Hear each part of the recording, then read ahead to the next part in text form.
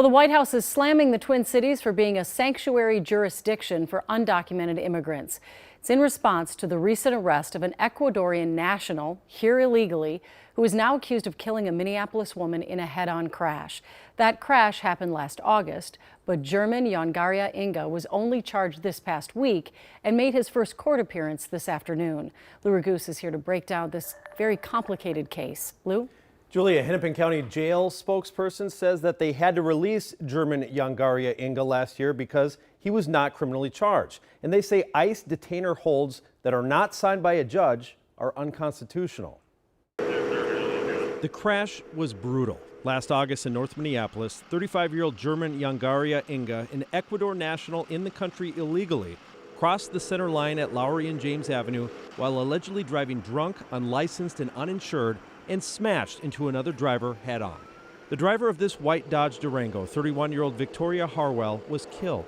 Her 14-year-old daughter and her sister were in the vehicle with her.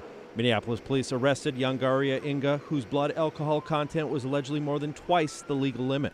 But the Hennepin County Jail released him after 36 hours when no charges were filed. A spokesperson for ICE says they'd placed an immigration detainer on Yangaria Inga, and the jail did not honor it or notify them.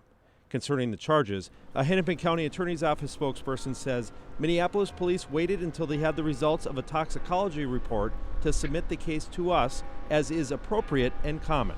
MPD finally submitted the case in December, and the county attorney finally filed the vehicular homicide charges earlier this month, issuing a warrant for the defendant's arrest. A spokesperson for the White House weighed in after that, saying in part this is precisely why the Trump administration is taking action to hold these so-called sanctuary jurisdictions accountable. Over the weekend, the defendant was arrested again and is being held in jail on a $100,000 bond to face the vehicular homicide charges.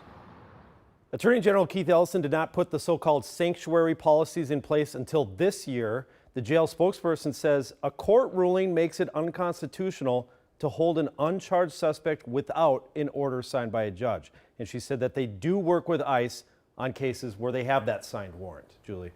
All right. Thank you, Lou.